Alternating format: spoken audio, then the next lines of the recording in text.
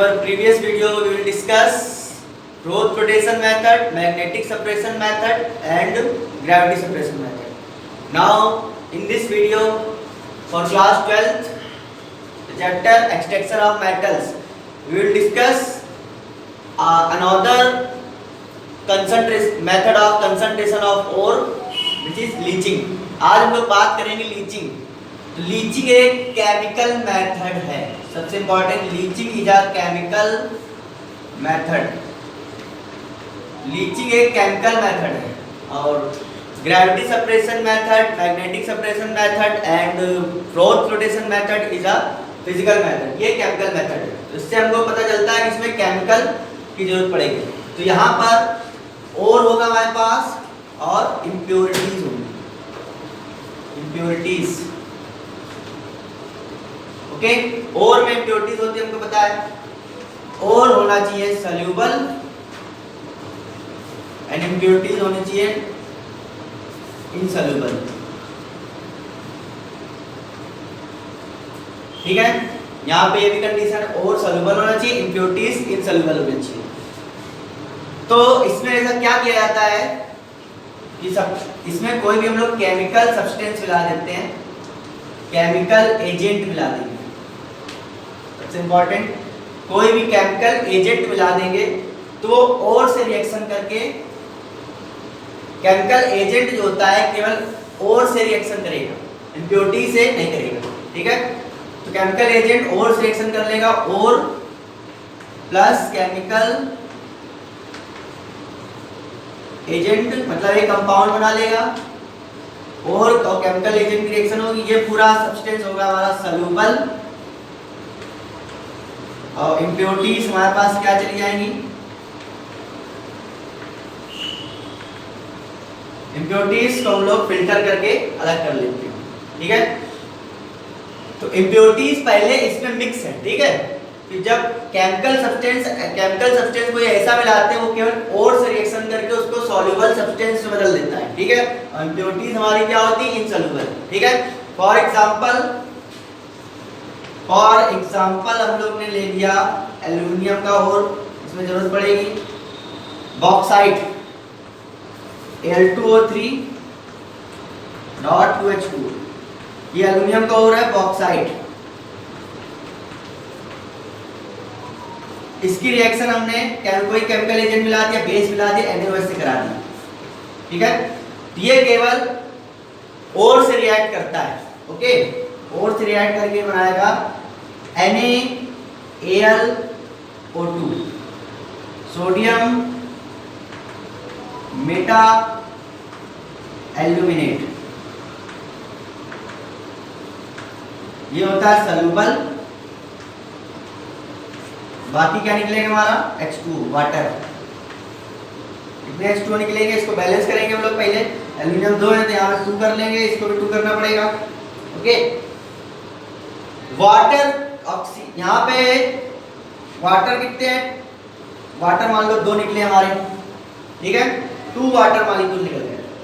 बचे कितने हमारे पास, 2 2 जा 4 और 3 5 और 2 7. यहाँ पे 3 वाटर मॉलिक्यूल निकलेंगे. ओके. 2 हाइड्रोजन ये, 2 हाइड्रोजन ये, 6 हाइड्रोजन हो गए. ऑक्सीजन 2 2 जा 4 और 3 7. तो इम्प्योरिटीज क्या होंगी इसमें, इनसॉल्युबल होंगी. उनको फिल्टर करके हम लोग अलग कर लेते हैं. बहुत इंपॉर्टेंट है ये. ठीक है. आगे बॉक्साइट की मतलब बॉक्साइट एल्युमिनियम की मेटलर्जी पढ़ाएंगे. ये रिएक्शन दोबारा फिर मिलेगी आप लोग. अब ये सॉल्युबल सब्सटेंस बन गया. अब इससे हमको एल्युमिनियम को अलग करना है. ठीक है. तो इसमें से फिर से हम लोग इसका क्या करा देते हैं, हाइड्रोलिसिस करा देते हैं. ठीक है. उसको हम लोग आगे समझेंगे. मतलब ये सॉल्युबल सब्सटेंस बन गया. अब इससे इम्प्योरिटीज क्या हो गई, रिमूव हो गई. अब इस सॉल्युबल सब्सटेंस से एल्युमिनियम को हम लोग अलग करेंगे आगे के प्रोसेस में. ठीक है. ये प्रोसेस हमारा लीचिंग कहलाता है. Leaching is a chemical method, okay, in which impurities are insoluble and removed by a chemical agent. It's called leaching. This method is called leaching. इस method को हम लोग leaching कहते हैं. This method is especially used in the extraction of aluminium. Aluminium के extraction में ये method use होता है. Okay. सो नेक्स्ट है हमारा एक्सट्रैक्शन ऑफ मेटल्स। ओके, इसमें हम लोग बात करेंगे फॉर्मेशन ऑफ मेटल ऑक्साइड। कंसंट अब हम लोग का क्या हो गया, कंसंट्रेशन हो चुका है। ठीक है, कंसंट्रेशन में इम्प्योरिटीज जो होती हैं फिजिकल एंड केमिकल मेथड से जो भी इम्प्योरिटीज रिमूव हो सकती है वो हो चुकी है। ठीक है, अब हम लोग ऐसी इम्प्योरिटीज को रिमूव करेंगे जो गैसियस फॉर्म में पाई जाती है, मतलब जो गैसियस फॉर्म में रिमूव होगी। ठीक है, तो इसमें सबसे पहला मेथड होता है कैल्सिनेशन। मोस्ट इंपॉर्टेंट है कैल्सिनेशन। ठीक है, ये कैल्सिनेशन मेथड केवल कार्बोनेट और में यूज होता है, कार्बोनेट और के लिए ये मेथड यूज होता है। ठीक है, कोई भी मेटल हो उसका अगर कार्बोनेट और है तो ये मेटल यूज होता है। चाहे एग्जांपल के through ZnCO3 calamine, ZnCO3 calamine इसमें यूज हो सकता है। ठीक है, और बाकी अदर मेटल है। ठीक है, तो ये कार्बोनेट और के लिए मेथड यूज होता है। आप देखो इसमें क्या करते हैं, कंसंट्रेटेड और लेते हैं हमको, कंसंट्रेटेड और, कंसंट्रेटेड और को हम लोग क्या करते हैं, हीट करते हैं, गर्म करते हैं। ऐसे below it's melting point, melting point से नीचे उसको क्या करते हैं, गर्म करते हैं। एब्सेंस ऑफ एयर, एयर की एब्सेंस में। ठीक है, एयर की एब्सेंस में गर्म करते हैं। किसमें गर्म करते हैं, इन रिवर बोरेटरी फर्नेस, इसकी बात करेंगे अभी हम लोग। रिवर बोरेटरी फर्नेस में हम लोग इसको गर्म करते हैं। तो इससे जो वेस्ट गैस, जो मतलब ऐसे मटेरियल्स होते हैं जो मतलब फिजिकली या केमिकल मेथड से रिमूव नहीं हो पाते, वो यहाँ पे क्या करते हैं, हीट करने पर वो क्या करते हैं, गैसेस फॉर्म में, वेस्ट गैसेस की फॉर्म में बाहर निकल जाते हैं। ठीक है, तो हमको क्या मिल जाता है, कैल्सिनेटेड ओर, कैल्सिनेटेड ओर मिल जाता है। जो कैसा होता है, कैल्सिनेटेड ओर हमारा होता है porous and dry, porous and dry होता है। पोरस मीन्स होता है ऐसा और जिसमें छोटे छोटे होल्स होते हैं, स्मॉल होल्स, छोटे छोटे होल्स होते हैं, पोरस मीन्स ये होता है। ओके, पोरस एंड क्या होता है, ड्राई हो जाता है। अब इसकी एग्जांपल देख लेते हैं, ZnCO3 है, कार्बोनेट और है, इसको हम लोग गर्म करेंगे तो इससे वेस्ट गैसेस क्या निकलेगी, कार्बन डाइऑक्साइड, ZnO ऑक्साइड बन जाएगा, कार्बन डाइऑक्साइड गैस निकल जाएगी। और देख लेते हैं जैसे कैल्शियम कार्बोनेट को हम लोग गर्म करते हैं, कार्बोनेट और के लिए होता है कि इसमें कैल्शियम ऑक्साइड, ऑक्साइड में कन्वर्जन होगा, formation of oxide and CO2 gas निकलेगी। ठीक है, एक्सेट्रा। मैग्नीशियम कार्बोनेट ले लेते हैं, इसको अगर हम लोग गर्म करेंगे तो MgO बनेगा प्लस CO2 गैस निकलेगी। ठीक है, तो CO2 गैस इससे क्या हो जाती है, रिमूव हो जाती है। तो ये हमारा होता है कैल्सिनेशन।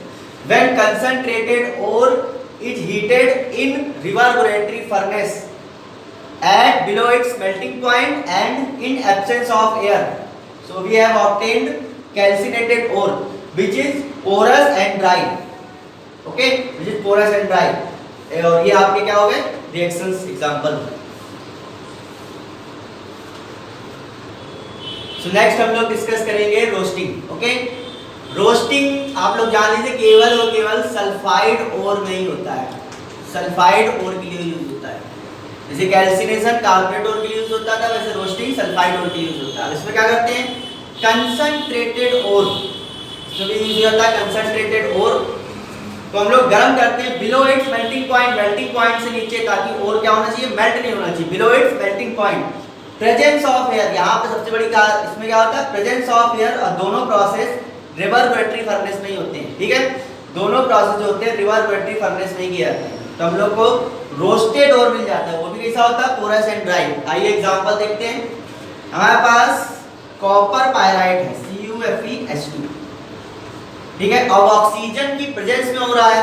ठीक है, ऑक्सीजन की प्रेजेंस में हो रहा है तो ऑक्सीजन ले लेंगे तो क्या बनेगा, Cu2S, FeS and SO2, sulphur dioxide gas निकलेगी। और इसको बैलेंस कर लेते हैं, यहाँ पे 2 कॉपर है तो यहाँ पे 2 कर लिया हमने। ठीक है, सल्फर कितने हो गए, 2 3 1 4 हो गए, तो यहाँ पे 2 4 सल्फर हो गए। ऑक्सीजन कितने हो गए, ऑक्सीजन 2 है, बैलेंस है। ओके, अब ये जो कॉपर सल्फाइड फेरस सल्फाइड का मिक्सचर बना है ये भी ऑक्साइड में कन्वर्ट होगा, Cu2SO2 कन्वर्ट होगा CuO में, क्यूप्रस ऑक्साइड क्यूप्रिक ऑक्साइड में कन्वर्ट हो जाता है, बहुत इंपॉर्टेंट है, ठीक है। और SO2 गैस निकलेगी, इसको बैलेंस कर लें, यहाँ 2 कर लें, ओके। तो SO2 निकल गई, 2 2 4, यहाँ पे 2 हो जाएगा, ओके। इसके बाद FeS ये भी कन्वर्ट होगा FeO में, फेरिक ऑक्साइड और SO2 को भी बैलेंस कर लेते हैं, यहाँ 2 कर लेते हैं, यहाँ 2 कर लेते हैं, यहाँ 2 कर लेते हैं, 2 2 जा 4 2 6, यहाँ पे 3 2 जा 6, ये आपकी बैलेंस होगी। ये तो मेन केमिकल रिएक्शन है केवल कॉपर के लिए। जिंक में भी इसी तरीके से होती है, और कुछ केमिकल रिएक्शन होती है, जैसे मान लो कार्बन हमारे पास है तो कार्बन डाइऑक्साइड बन जाएगा, सल्फर अगर हमारे पास है तो सल्फर डाइऑक्साइड बन जाएगा, फास्फोरस है P4O2, फास्फोरस पेंटाऑक्साइड बन जाएगा P4O10, ठीक है, 5 कर ले आप। और भी हमारे पास इम्प्योरिटीज होती हैं, जैसे आर्सेनिक की, एंटीमनी की, ये भी क्या हो जाती है ऑक्साइड में कन्वर्ट हो जाती है, Sb(As)2O3 और ये हो जाएगा Sb2O3, यहाँ पे 2 कर ले, यहाँ पे 2 कर ले, यहाँ पे 4 हो जाएगा, यहाँ पे 3 हो जाएगा, ठीक है। तो इतनी रिएक्शन हम लोग को रोस्टिंग में लिखनी होती है, केवल कॉपर के लिए, ठीक है। अगर हमारे पास सल्फाइड और है, सल्फाइड और कोई भी सल्फाइड और है, जैसे कॉपर पायराइड हो गया, जिंक का हो गया ZnS, इसमें भी यही रोस्टिंग यूज होगी, लेड का हो गया PbS, इसमें भी यही रोस्टिंग यूज होगी, सिल्वर का और हो गया सिल्वर ग्लास, इसमें भी यही रोस्टिंग यूज होगी, ठीक है। तो इस सब की रोस्टिंग कराई जाती है, ओके। तो आज हम लोग ने क्या पढ़ा, एक्सट्रैक्शन ऑफ एक मेथड पढ़ा, लीचिंग पढ़ा हम लोग ने, ठीक है। लीचिंग में क्या होता है, it is a chemical method, chemical substance की हेल्प से इम्प्योरिटी को रिमूव करते हैं, ठीक है। कैल्सिनेशन पढ़ा, कैल्सिनेशन में हमने एक नई चीज सीखी, रिवर्बरेटरी फर्नेस, अगली क्लास में हम लोग इसका फिगर एक्सप्लेन करेंगे रिवर्बरेटरी फर्नेस का, ठीक है। तो रिवर्बरेटरी फर्नेस में हम लोग कंसंट्रेटेड और जो हम लोग कंसंट्रेट होके मिला है उसको हम लोग गर्म करते हैं below it's melting point and absence of air, तो हमको कैल्सिनेटेड और मिल जाता है।